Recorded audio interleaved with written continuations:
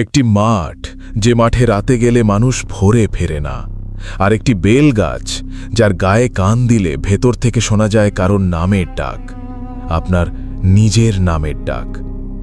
শ্রোতা বন্ধুরা, আজকের এপিসোড ১৬৫তে আপনাদের স্বাগত। ঘড়ির কাঁটায় ঠিক রাত ৯টা বাজে। রাত ৯টা মানেই অশরীরীর ভয়ের আসর। সেই আসর যেখানে চারপাশের সমস্ত শব্দ একটু একটু করে থেমে যায়, ঘরের আলো একটু বেশি কম মনে হয়, আর বুকের ভেতরে একটা অজানা শঙ্কা দানা বাঁধতে শুরু করে। এই আসরে আপনি নিরাপদ, কারণ আপনি শুনছেন মাত্র। কিন্তু যারা এই ঘটনাগুলো নিজে দেখেছেন, নিজে অনুভব করেছেন, তাদের জন্য কোনো নিরাপত্তা ছিল না। তারা সামনে ছিলেন, একেবারে সামনে। আজ আপনাদের জন্য দুটি ঘটনা নিয়ে এসেছি।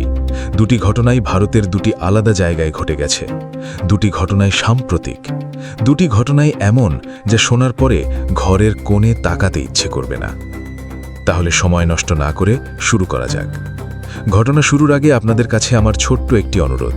যারা এখনও অশরীরী পরিবারে যুক্ত হননি, তারা প্লিজ এখনই সাবস্ক্রাইব বাটন এবং পাশের বেল আইকন টিপে সকল নোটিফিকেশন অন করে নিন। আর যারা ইতোমধ্যে সাবস্ক্রাইব করেছেন, তারা আজকের এপিসোডে লাইক বাটনে ক্লিক করুন এবং কমেন্টে লিখুন, আমি প্রস্তুত, যদি আজকের আতঙ্ক সহ্য করার সাহস রাখেন। শুরু করছি আজকের এপিসোড ১৬৫র প্রথম ঘটনা। এই ঘটনাটি আমাদের পাঠিয়েছেন ইমরান শেখ। ইমরান পশ্চিমবঙ্গের মুর্শিদাবাদ জেলার বাসিন্দা হলেও কাজের সূত্রে তিনি দীর্ঘদিন ধরে ঝাড়খণ্ডের পশ্চিম সিংভূম জেলার এক প্রত্যন্ত এলাকায় থাকেন। বয়স ৩২। পেশায় তিনি একটি সরকারি কৃষি প্রকল্পের ফিল্ড অফিসার। গ্রামে গ্রামে কাজ করেন, মাঠে মাঠে ঘোরেন। জমি, ফসল, মাটি, এই নিয়েই তার জীবন। কিন্তু একটা মাঠ আছে পশ্চিম সিংভূমের সেই এলাকায়, যে মাঠে তিনি আর কখনো পা রাখবেন না। সেই মাঠের নাম ভাদাই বুড়ির মাঠ। অসংখ্য ধন্যবাদ ইমরানকে এই ভয়ঙ্কর সত্য ঘটনা আমাদের সাথে ভাগ করে নেওয়ার জন্য। ঘটনাটি ইমরানের ভাষায় বলছি। আমি যখন প্রথম এই এলাকায় পোস্টিং পেয়েছিলাম, তখন স্থানীয় অফিসের এক সহকর্মী, নাম সুরেন্দ্র মুন্ডা, আমাকে প্রথম দিনই একটা কথা বলেছিল, ইমরান ভাই, এই এলাকায় যত মাঠ আছে সব ঘুরবেন, কিন্তু ভাদাই বুড়ির মাঠে যাবেন না, বিকেলের পরে তো একেবারেই না। আমি সেদিন হেসে উড়িয়ে দিয়েছিলাম। ভেবেছিলাম স্থানীয় কুসংস্কার, গ্রামীণ লোকের অতিরঞ্জিত ভয়। কৃষিকাজের মানুষ, মাঠের সাথে তাদের অনেক সংস্কার জড়িয়ে থাকে, এটা নতুন কিছু না। কিন্তু সুরেন্দ্র সেদিন যা বলেছিল সেটা আমি ভুলিনি। সে বলেছিল, ওই মাঠ আমাদের গ্রামের পশ্চিমে, বিঘা ৫০ জমি। একসময় চাষ হতো, কিন্তু বছর ২৫ ধরে কেউ চাষ করে না। মাটি ভালো, জল আছে, রোদ আছে, সব আছে, তবু কেউ চাষ করে না। কারণ যে চাষ করতে গেছে তার সাথে কিছু না কিছু ঘটেছে। আমি জিজ্ঞেস করেছিলাম, কি ঘটেছে? সুরেন্দ্র বলেছিল, কেউ ফেরেনি রাতে গেলে, কেউ ফিরলেও ঠিক থাকেনি। একজন লোক, নাম ছিল বাসুদেব মাহাতো, সে একবার সন্ধ্যের পরে ওই মাঠের পাশ দিয়ে গিয়েছিল। পরের দিন সকালে পাওয়া গিয়েছিল মাঠের মাঝখানে বসে আছে, কিন্তু কথা বলছে না। চোখ খোলা, শরীর ঠিক, কিন্তু কথা নেই। ৩ দিন পরে কথা ফিরেছিল, কিন্তু যা বলেছিল সেটা শুনে গ্রামের মানুষ আর ওই মাঠের কাছে যায়নি। আমি জিজ্ঞেস করেছিলাম, কি বলেছিল? সুরেন্দ্র বলেছিল, বুড়ি আমাকে সারা রাত বসিয়ে রেখেছে। বলেছে, তুমি আমার মাঠে এসেছো কেন? আমার মাঠে কেউ আসবে না, যারা আসে তারা থাকে। আমি সেদিন হেসেছিলাম। ভেবেছিলাম লোকটা মানসিকভাবে সমস্যায় পড়েছিল, হয়তো অসুস্থ হয়েছিল মাঠে, তারপর উল্টাপাল্টা বলছে। কিন্তু ১ বছর পরে সেই মাঠে আমিই গিয়েছিলাম। সেটা ছিল ২০২৪ সালের সেপ্টেম্বর মাসের কথা, বর্ষার শেষ দিক। আমাদের বিভাগ থেকে একটা জরিপ কাজ শুরু হয়েছিল, এলাকার অব্যবহৃত কৃষি জমি চিহ্নিত করা, যেগুলো পুনরায় চাষের আওতায় আনা সম্ভব। আমাকে সেই কাজের দায়িত্ব দেওয়া হয়েছিল। তালিকায় ভাদাই বুড়ির মাঠও ছিল, ৫০ বিঘার বেশি জমি, বছরের পর বছর পড়ে আছে। এই জমিটা জরিপে থাকবে, সেটা স্বাভাবিক। সুরেন্দ্রকে বলেছিলাম, ওই মাঠে যেতে হবে। সুরেন্দ্র মাথা নাড়িয়েছিল, বলেছিল, আমি যাব না। তখন আমি একটু অবাক হলাম। সুরেন্দ্র সাধারণত এমন নয়, যে কোনো জায়গায় যায়, যে কোনো কাজ করে, কিন্তু এই মাঠের ব্যাপারে তার এত ভয়, এটা একটু অস্বাভাবিক লাগলো। তবু আমি একা যাওয়ার সিদ্ধান্ত নিলাম। দিনের বেলা যাব, মাঠটা দেখব, মাপ নেব, ফিরে আসব। সেপ্টেম্বরের এক সকালে সূর্য ভালোভাবে উঠেছে তখন। আমি মোটরসাইকেলে রওনা হলাম। মাঠটা গ্রাম থেকে প্রায় 2 কিলোমিটার পশ্চিমে। পাকা রাস্তা ছেড়ে মাটির পথ ধরতে হয় মিনিট 10 মতো। মাটির পথ ধরে যেতে যেতে পরিবেশটা আস্তে আস্তে বদলে যেতে লাগলো। গ্রামের কাছে থাকতে দুপাশে ক্ষেত খামার, গাছপালা, মাঝে মাঝে 2-1টা বাড়ি। কিন্তু যত এগোতে লাগলাম দুপাশের ক্ষেত কমতে লাগলো, গাছপালা হালকা হতে লাগলো। রাস্তার মাটি একটু ভিন্ন রঙের, একটু বেশি কালচে। মাঠটার কাছে পৌঁছতেই বুঝলাম কেন কেউ এখানে আসে না। মাঠটা বড়, খোলা, কিন্তু চারপাশের প্রকৃতি থেকে এটা যেন আলাদা। চারপাশে বর্ষার পরের সবুজ, কিন্তু এই মাঠের ঘাস একটু অন্য রঙের। মাঠের মাঝখানে ঘাস আছে, কিন্তু ঘাসের রং স্বাভাবিক সবুজ নয়, একটু বেশি হলুদাভ, একটু বেশি ফ্যাকাশে, যেন মাটি থেকে যথেষ্ট পুষ্টি পাচ্ছে না। মাঠের একেবারে পশ্চিম প্রান্তে একটা পুরনো গাছ আছে। গাছটা কোন ধরনের ঠিক বুঝলাম না। বড়, পুরনো, গুড়িটা মোটা, শাখা প্রশাখা আঁকাবাঁকা, পাতা কম। গাছটাকে দেখলে মনে হয় গাছটা মৃত, কিন্তু একেবারে মৃত না। কিছু কিছু ডালে সামান্য পাতা আছে। আমি মোটরসাইকেল থামিয়ে মাঠের ভেতরে হাঁটতে শুরু করলাম। ব্যাগ থেকে কাগজ কলম বের করলাম, মাপজোকের যন্ত্রপাতি বের করলাম। মাঠে পা দেওয়ার সাথে সাথে একটা জিনিস লক্ষ্য করলাম। মাঠের ভেতরে বাতাস নেই।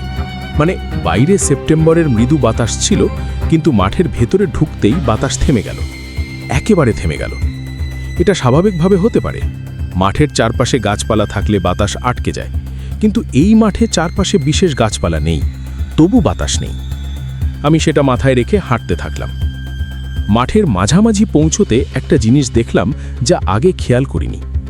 মাঠের মাঝখানে একটু উঁচু জায়গা, মানে সামান্য উঁচু, মাটির একটা ঢিবির মতো।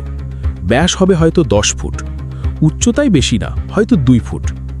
কিন্তু সেই ঢিবির ওপরে একটা পাথর, চ্যাপ্টা বড় পাথর, আর পাথরের ওপরে একটা ছোট্ট মাটির কলসি, পুরনো, ভাঙাচোরা, কিন্তু এখনো দাঁড়িয়ে আছে। আমি ওই ঢিবির দিকে এগিয়ে গেলাম। কাছে যেতেই একটা গন্ধ পেলাম। কোনো পচা গন্ধ নয়, কোনো পোড়া গন্ধ নয়, একটা অদ্ভুত গন্ধ যেটাকে ঠিক ব্যাখ্যা করা যায় না। একটু মাটির গন্ধ, একটু ফুলের মতো কিছু, কিন্তু আরও কিছু মিশে, অদ্ভুত। আমি পাথরটার কাছে গেলাম।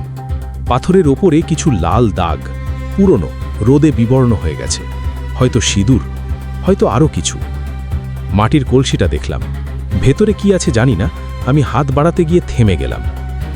কেন থামলাম সেটা নিজেও বুঝিনি, কিন্তু হঠাৎ মনে হলো হাত দেওয়া ঠিক হবে না। আমি সরে এলাম, মাপযোগ করতে শুরু করলাম। মাঠের দৈর্ঘ্য প্রস্থ মাপলাম, মাটির নমুনা নিলাম, যা করার করলাম। কিন্তু কাজ করতে করতে একটা জিনিস বারবার অনুভব করলাম, কেউ দেখছে পেছন থেকে। মানে মাঠে আমি ছাড়া কেউ নেই এটা আমি নিশ্চিত, কিন্তু সেই অনুভূতি যাচ্ছে না। একবার হঠাৎ পেছনে ঘুরে তাকালাম, পশ্চিম দিকের সেই পুরনো গাছটার নিচে একটা আকৃতি। আমার চোখ প্রথমে সেটা ঠিকমতো ধরতে পারল না। দূরে, রোদের মধ্যে, একটা মানুষের মতো আকৃতি বসে আছে গাছের গোড়ায়, হাঁটু মুড়ে মাথা নিচু করে। কোনো বয়স্ক মানুষ, মাঠে কেউ এসছে। আমি হাঁটলাম সেদিকে, কিন্তু যত এগোলাম আকৃতিটা যেন সরে যেতে লাগলো। মানে সরছে না, কিন্তু দূরত্ব কমছে না। আমি হাঁটছি, কিন্তু আকৃতিটা সমান দূরে। তারপর হঠাৎ আকৃতিটা নেই। একটু আগে ছিল, এখন নেই। গাছের গোড়া খালি। আমি থামলাম। সেই মুহূর্তে বুঝলাম ঘুরে যাওয়া উচিত। আমি ঘুরলাম, দ্রুত হাঁটলাম মোটরসাইকেলের দিকে। মোটরসাইকেলে উঠে স্টার্ট দিলাম, স্টার্ট নিল না। আবার দিলাম, নিল না। 3 বার চেষ্টা করলাম, চতুর্থবার স্টার্ট নিল। আমি দ্রুত চলে এলাম। গ্রামে ফিরে সুরেন্দ্রকে বললাম কি দেখেছি। সে শুনল, তারপর বলল, ওটা বুড়ি। আমি বললাম, কোনো বুড়ি মানুষ ছিল, কোনো বাস্তব মানুষ? সুরেন্দ্র মাথা নাড়ালো, বলল, না, বাস্তব না, ভাদাই বুড়ি। এলাকার মানুষ বলে বুড়ি এই মাঠ ছাড়েনি, মরেছে এই মাঠে, তাই মাঠে থাকে, যে আসে তাকে দেখে। আমি জিজ্ঞেস করলাম, ভাদাই বুড়ি কে ছিল? সুরেন্দ্র একটু চুপ করে রইল, তারপর বলল, অনেক পুরনো ঘটনা, আমার বাবার বাবার আমলেও এই গল্প ছিল। বলে এই মাঠে এককালে একটা পরিবার চাষ করত। পরিবারের কর্তা মারা যান, বাড়িতে বৃদ্ধা মা থাকেন। সেই বৃদ্ধার নাম ছিল ভাদাই। এক বছর ফসলের মরশুমে গ্রামে মড়ক লাগে, বুড়ির ছেলেও মারা যায়, বৃদ্ধা একা হয়ে যান। তারপর একদিন বুড়ি মাঠে গিয়ে বসে পড়েন, আর ওঠেননি, মাঠেই মারা যান। গ্রামের লোক এসে দেখে বুড়ি মাটিতে বসে আছেন, মুখে একটু হাসি। আমি চুপ করে রইলাম। সুরেন্দ্র বলল, সেই থেকে মাঠে কেউ চাষ করে না, মাঠ পরিত্যক্ত, বুড়ি থাকেন, যে যায় সে দেখে। আমি সেদিন সেখানেই থামলাম। জরিপের রিপোর্টে লিখলাম জমির মাটি অনুপযুক্ত, চাষযোগ্য নয়। মিথ্যে লিখলাম কিনা জানি না, কিন্তু সত্যিটা লেখার উপায় ছিল না। কিন্তু ঘটনা এখানেই শেষ নয়। সেই রাতে আমার সরকারি কোয়ার্টারে শুয়ে আছি, রাত প্রায় 11টা। ঘুম আসছে না। মাঠের কথা, বুড়ির কথা, সেই আকৃতির কথা মাথায় ঘুরছে। তখন বাইরে থেকে একটা আওয়াজ এলো, দরজায় টোকা। আমার কোয়ার্টার এলাকাটা গ্রামের বাইরে একটু, এত রাতে কে আসবে? আমি উঠলাম, দরজার কাছে গেলাম। কে জিজ্ঞেস করলাম, উত্তর নেই। আবার টোকা। কে? আরেকবার বললাম।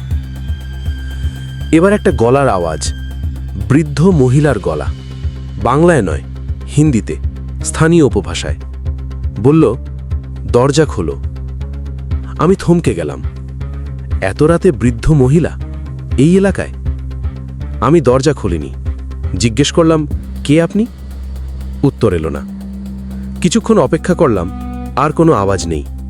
আমি জানালার পর্দা একটু সরিয়ে বাইরে দেখলাম, দরজার সামনে কেউ নেই, কিন্তু মাটিতে, কোয়ার্টারের সামনের মাটিতে পায়ের ছাপ, একটা মানুষের পায়ের ছাপ, খালি পায়ের। মাটির ওপরে স্পষ্ট ছাপ, কিন্তু ছাপগুলো শুধু দরজার সামনে পর্যন্ত আছে, দরজার ওপাশ থেকে আসেনি। শুধু দরজার সামনে কয়েকটা ছাপ, তারপর নেই। যেন কেউ সেখানে হঠাৎ প্রকট হয়েছিল, তারপর আবার মিলিয়ে গেছে। সেই রাতে আর ঘুমাইনি। পরের দিন সুরেন্দ্রকে বললাম। সে গম্ভীর হয়ে শুনল, তারপর বলল, বুড়ি ঘরে আসছে। মাঠে গেছিলেন তো? আমি বললাম, এখন কি করব? সুরেন্দ্র বলল, গ্রামে একজন আছেন, নাম মুনেশ্বর পাহান। এলাকায় সবাই তাকে মানে, তিনি বলতে পারবেন। আমরা মুনেশ্বর পাহানের কাছে গেলাম। বয়স্ক মানুষ, মাথায় সাদা চুল, গায়ে সাধারণ গামছা। তিনি বাইরের বারান্দায় বসেছিলেন। আমি যা হয়েছে বললাম। মুনেশ্বর পাহান মনোযোগ দিয়ে শুনলেন, তারপর একটু চুপ করে থেকে বললেন, তুমি মাঠে গেছিলে, ওই ঢিবির কাছে গেছিলে, পাথরটা কি ছুঁয়েছিলে? আমি বললাম, না। তিনি বললেন, ভালো করেছ, কিন্তু কাছে গিয়েছিলে, বুড়িকে খেছে। আমি বললাম, এখন? তিনি বললেন, কাল সকালে মাঠে যেতে হবে আবার, কিন্তু এবার একা নয়, আমি সাথে যাব। পরের দিন ভোরে সূর্য ওঠার আগে আমরা রওনা হলাম। মুনেশ্বর পাহান হাতে একটা কলসি নিয়েছিলেন, কিছু ফুল নিয়েছিলেন, আরও কিছু জিনিস যেটা আমি চিনলাম না। মাঠে পৌঁছে তিনি সরাসরি সেই ঢিবির দিকে গেলেন, পাথরের সামনে বসলেন, কিছু পড়লেন, কোনো মন্ত্র হবে, আমি বুঝিনি। ফুল দিলেন, কলসি থেকে জল ঢাললেন, তারপর উঠে দাঁড়িয়ে বললেন, এবার ওই পশ্চিমের গাছটার কাছে যাও, গাছটার গোড়ায় এই ফুলটা রেখে আসো। একটা হলুদ ফুল আমার হাতে দিলেন। আমি গাছটার কাছে গেলাম, গাছের গোড়ায় ফুলটা রাখলাম। তখন একটা অদ্ভুত অনুভূতি হলো, ঠিক কিভাবে বলবো জানি না। মনে হলো একটা ভার কমে গেল, কাঁধের ওপর থেকে যেন কেউ হাত সরিয়ে নিল। মুনেশ্বর পাহান এসে পাশে দাঁড়ালেন, বললেন, বুড়ি রাগী নয়, সে শুধু তার মাঠ রক্ষা করে। তুমি কাজে গেছিলে, সে বুঝেছে, এখন ক্ষমা চাইলে, ফুল দিলে, সে ছেড়ে দেবে। আমি জিজ্ঞেস করলাম, ওই মাঠে কি আর কখনো চাষ হবে না? তিনি বললেন, হবে না, বুড়ি থাকতে দেবে না। বুড়ি এই মাঠে মরেছে, এই মাঠেই আছে, এই মাঠ এখন তার। সেই দিনের পরে আর কোনো সমস্যা হয়নি। রাতে দরজায় টোকা আসেনি, সেই গলার আওয়াজ আসেনি। কিন্তু প্রতি সন্ধ্যায় যখন পশ্চিমে সূর্য ডোবে, আমি কোয়ার্টার থেকে সেই মাঠের দিকে তাকাই। খালি চোখে কিছু দেখা যায় না, কিন্তু মাঝে মাঝে সেই পশ্চিমের সেই পুরনো গাছটার কাছে একটা আকৃতি দেখি, বসে আছে, হাঁটু মুড়ে। আমি সেই দিক থেকে চোখ সরিয়ে নিই, কারণ সুরেন্দ্র বলেছিল, ওকে যদি দেখো সে বুঝবে তুমি দেখছো, আর বুঝলে সে কাছে আসে। আমি আর কাছে আসতে দিতে চাই না, কিন্তু একটা কথা আমার মাথায় সবসময় থাকে। মুনেশ্বর পাহান শেষে একটা কথা বলেছিলেন, এই বুড়ির ঘটনা আরও আছে। এই মাঠে শুধু বুড়ি একা নয়, বুড়ির সাথে আরও কেউ আছে, কিন্তু সে আলাদা। সে রাতে বেরোয়, বুড়ি দিনেও দেখা দেয়, কিন্তু রাতে যে বেরোয় সে অন্য। আমি জিজ্ঞেস করেছিলাম, কে সে? মুনেশ্বর পাহান বলেছিলেন, এখন বলার সময় নয়, পরে। সেই পরে আর আসেনি। মুনেশ্বর পাহান সেই বছরের শেষেই মারা গেছেন, কিন্তু তার সেই কথাটা আমি ভুলিনি। রাতে যে বেরোয় সে অন্য। রাতে কে বেরোয় সেটা আমি এখনও জানি না, আর জানার চেষ্টাও করিনি, কারণ কিছু জিনিস না জানাই ভালো। ইমরান শেষে একটু থেমে বলেছিল, ভাই, ভাদাই বুড়ির মাঠের ঘটনা এটাই প্রথম নয়। এই মাঠকে ঘিরে আরও ঘটনা আছে। যতদিন ওই মাঠ আছে, ভাদাই বুড়ি আছে, ততদিন ঘটনা থাকবে। আমি এখনও ওই এলাকায় আছি, প্রতিদিন কাজে বেরোই, কিন্তু সন্ধ্যার পরে কখনো ওই পশ্চিমের পথে যাই না, কারণ ওই পথ ধরে গেলে মাঠের কাছ দিয়ে যেতে হয়, আর মাঠের কাছ দিয়ে গেলে সেই অনুভূতিটা আসে, কেউ দেখছে পেছন থেকে, এবং আমি জানি পেছনে তাকানো ঠিক হবে না। শ্রোতা বন্ধুরা, ভাদাই বুড়ির মাঠের ঘটনা কিন্তু এখানেই শেষ নয়। ইমরান জানিয়েছেন, এই মাঠকে ঘিরে আরও ঘটনা আছে। রাতে যে অন্য সত্তা বেরোয় তার সম্পর্কে আরও খোঁজ পাওয়া গেছে। সেই ঘটনা নিয়ে আমরা আবার আসব। আপাতত প্রস্তুত হন আজকের দ্বিতীয় ঘটনার জন্য। রাত 9টা মানেই অশরীরীর ভয়ের আসর।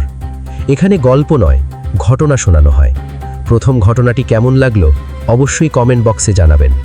আর মনে রাখবেন, অশরীরী কখনো কালো জাদু, অন্ধবিশ্বাস ও কুসংস্কারকে প্রমোট করে না। অশরীরীর সকল ঘটনা আপনি বিশ্বাস করবেন কি করবেন না সেটা একান্তই আপনার নিজের ব্যাপার, তবে বিনোদন হিসেবে নেওয়াই হবে বুদ্ধিমানের কাজ। দ্বিতীয় ঘটনা, পুরুলিয়ার সেই পুরনো বেলগাছের অভিশাপ। এই ঘটনাটি আমাদের পাঠিয়েছেন রফিকুল ইসলাম। রফিকুল পশ্চিমবঙ্গের পুরুলিয়া জেলার বাসিন্দা নন, তিনি মূলত মুর্শিদাবাদের মানুষ। কিন্তু 2023 সালে তার স্ত্রীর বাড়িতে বেড়াতে গিয়েছিলেন পুরুলিয়ার প্রত্যন্ত এক গ্রামে, শ্বশুরবাড়ির গ্রামে। সেখানে থাকার সময় একটি ঘটনা ঘটে যায়, যে ঘটনা তিনি এখনও ঠিকমতো বিশ্বাস করতে পারেন না, কিন্তু অবিশ্বাস করারও উপায় নেই। অসংখ্য ধন্যবাদ রফিকুলকে এই ভয়ঙ্কর সত্য ঘটনা আমাদের সাথে ভাগ করে নেওয়ার জন্য। ঘটনাটি রফিকুলের আশায় বলছি। 2023 সালের অক্টোবর মাসে পূজার ছুটিতে আমি বউয়ের সাথে শ্বশুরবাড়িতে গিয়েছিলাম। শ্বশুরবাড়ি পুরুলিয়ার মানবাজার থানার অন্তর্গত একটা ছোট্ট গ্রামে। গ্রামটা ছোট, হয়তো 100 বা 150 বাড়ি, পাহাড়ের কাছে, জঙ্গলের কাছে। শ্বশুরমশাই অবসরপ্রাপ্ত স্কুল শিক্ষক, শাশুড়ি বাড়ির কাজ করেন। বউয়ের এক ছোট ভাই আছে, নাম অঙ্কুর, বয়স 18, সবে উচ্চ মাধ্যমিক দিয়েছে। বাড়িটা বড়, উঠোন আছে, পেছনে একটা ছোট্ট বাগান, বাগানে কয়েকটা ফলের গাছ, এবং বাড়ির পেছনে একটা বেল গাছ। গাছটা বড়, মোটা গুড়ি, উপরে ছড়িয়ে পড়া ডাল, বয়স অনেক। শ্বশুরমশাই বললেন তার বাবার আমলেও এই গাছ ছিল, মানে কমপক্ষে 70-80 বছরের পুরনো। প্রথম দিন সন্ধ্যায় বাগানে হাঁটতে গিয়ে গাছটা দেখলাম। গাছটা থেকে একটু দূরে একটা পুরনো পাথরের বেদি, হয়তো কোনো দেবতার থান। মাটির প্রদীপ রাখার জায়গা, ফুলের পাপড়ি ছড়ানো। শাশুড়ি প্রতিদিন ওই বেদিতে প্রদীপ জ্বালান। বললেন, এই বেলগাছ এলাকার সবচেয়ে পুরনো গাছ, গাছে বাবা থাকেন, রোজ প্রদীপ দিতে হয়। আমি জিজ্ঞেস করলাম, বাবা মানে? তিনি বললেন, বনবিব্বি না, বাবা, শিবের মতো কিছু। এলাকার লোক বলে এই গাছে তিনি থাকেন। আমি মাথা নাড়লাম। সেই রাতে খাওয়া দাওয়ার পরে শ্বশুরমশাইয়ের সাথে বারান্দায় বসে গল্প করছিলাম। তিনি গ্রামের নানা কথা বললেন, পুরুলিয়ার ইতিহাস বললেন। কথায় কথায় জিজ্ঞেস করলাম, বাগানের সেই বেল গাছটা সম্পর্কে কিছু বলুন। শ্বশুরমশাই একটু থামলেন, তারপর বললেন, তুমি শুনতে চাও? আমি বললাম, হ্যাঁ। তিনি বললেন, গাছটা এই বাড়িতে আছে 3 প্রজন্ম ধরে।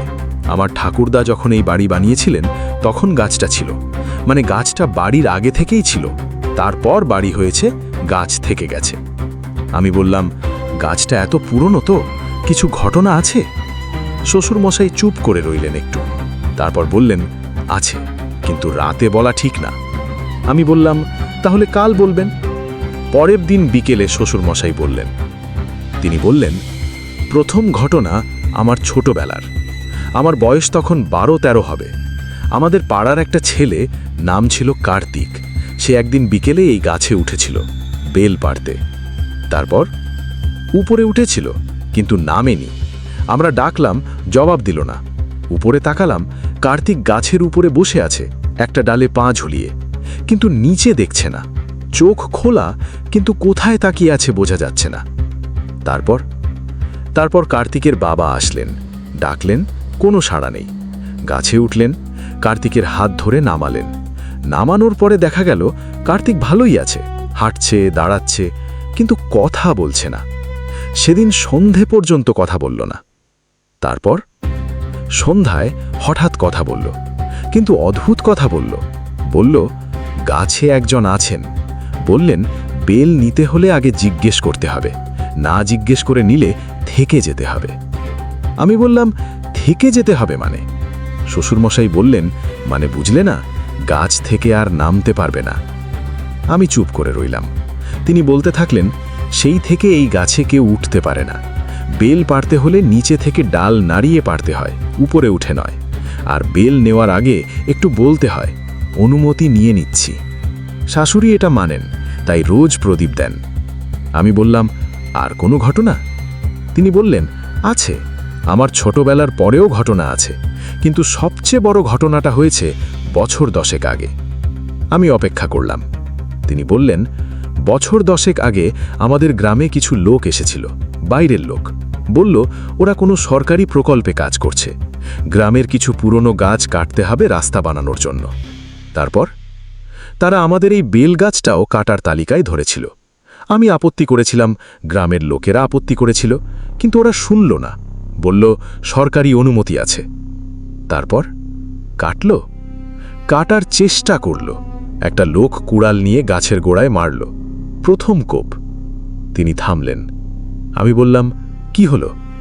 তিনি বললেন, প্রথম কোপের সাথে সাথে সেই লোকটা পুড়ে গেল, জ্ঞান হারালো। সবাই ছুটে গেল। কিছু সময় পরে জ্ঞান ফিরল, কিন্তু হাতের কবজিতে একটা দাগ, যেন কেউ শক্ত করে ধরেছিল, কিন্তু কেউ ধরেনি।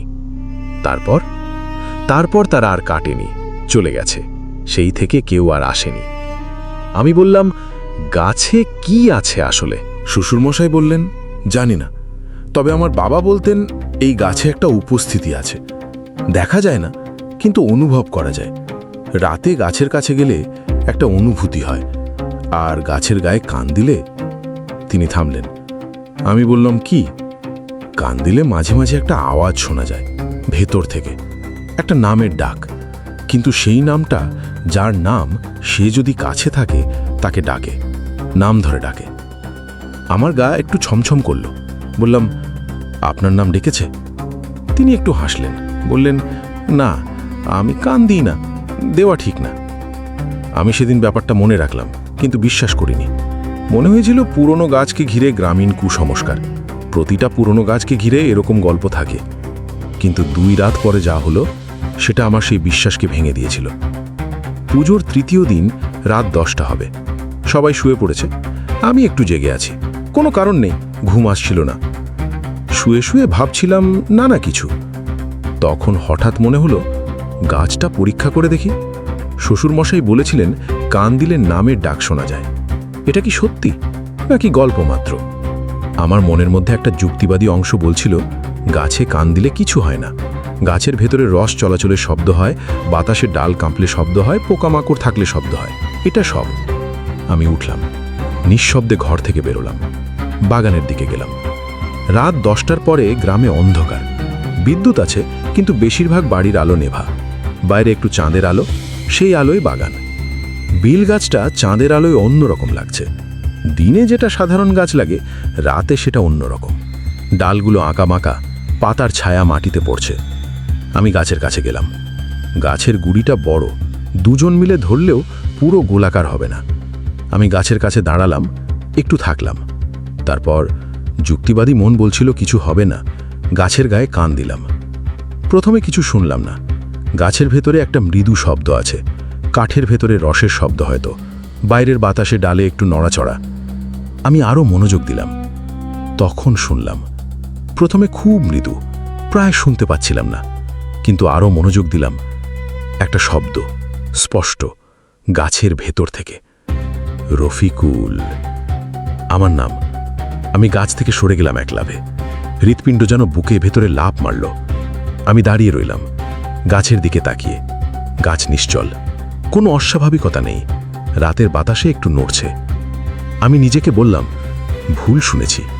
রাতের বাতাসে এই পরিবেশে মনের মধ্যে আগে থেকে বলা কথাটা থাকলে শুনতে পাওয়া যায় যা নেই। কিন্তু আরেকবার শুনব। আমি আবার গাছের কাছে গেলাম, আবার কান দিলাম। এবার অপেক্ষা করলাম। একটু পরে আবার শুনলাম, এবার একটু স্পষ্ট, রফিকুল, এদিকে আসো। আমি এবার দৌড়ালাম না, দাঁড়িয়ে থাকলাম, কিন্তু কান সরালাম। এবং তখন একটা কাণ্ড হলো। গাছের একটা ডাল, উপরের দিকের একটা ডাল নেমে এলো। মানে ডালটা বাতাসে বাঁকলো না, ডালটা যেন নিজে থেকেই একটু নামলো, আঁকামাঁকাভাবে। কোনো বাতাস নেই, কিন্তু ডালটা নামলো। আমি তাকিয়ে দেখলাম, ডালের ডগায় কয়েকটা বেলফল। সেই ডালটা আমার দিকে একটু ঝুঁকলো। আমি সরে এলাম এবং ঘরে ঢুকলাম। সেই রাতে ঘুম হলো না।